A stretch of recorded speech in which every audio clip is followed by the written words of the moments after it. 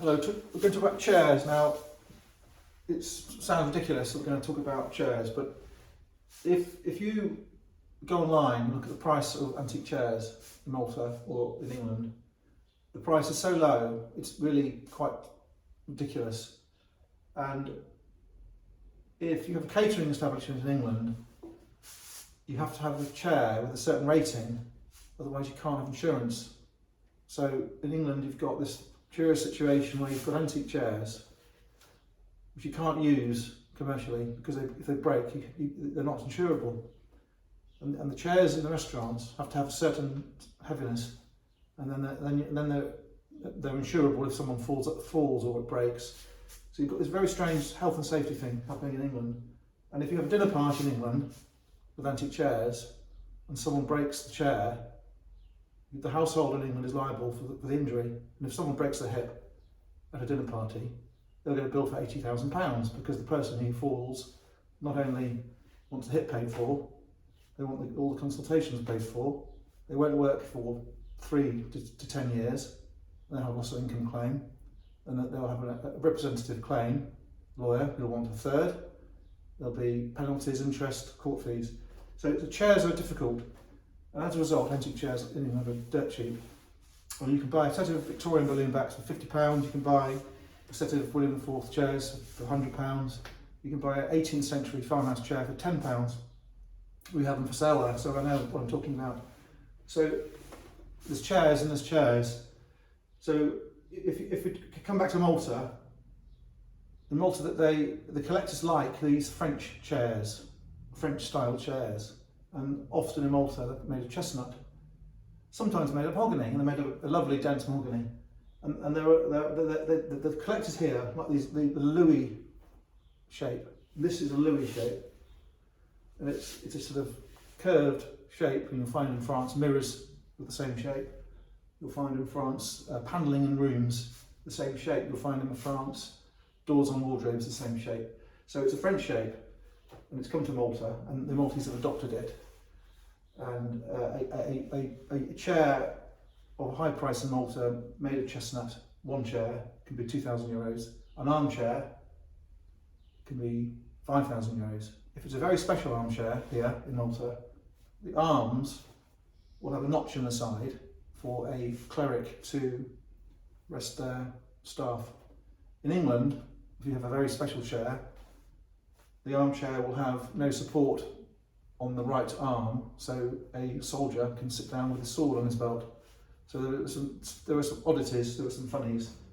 These aren't special chairs, these are ordinary chairs, but I bought these chairs because it shows some interesting things. So what you've got is a 20th century chair made of chestnut in Malta, and it has a label on it.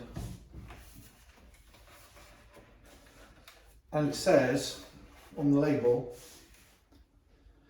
Carmelo Delia, 1890 and Sons, and the label is dated the 1st of August 1961.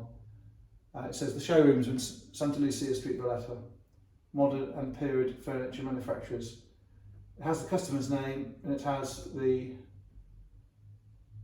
foreman's name, the person who checked it, job number and shade. So that means that you can go into Carmelo Delia and see Mr. Delia and say, I want some chairs. He said, what colour do you want? Do you want white, yellow, brown, or fudgy, beige? And the Maltese would usually go for this colour, and in England they would as well. And he made these, and the shape is French. There's a very interesting feature on the back, which is unusual. Decoration on the back foot. It's not facing the back, it's facing the front.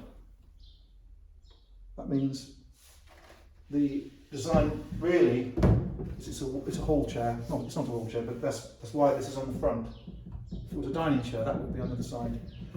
So you've got this Maltese-made chestnut chair in the French style in 1961, and the customers chosen a antique sort of browny mahogany light colour, and they had it caned.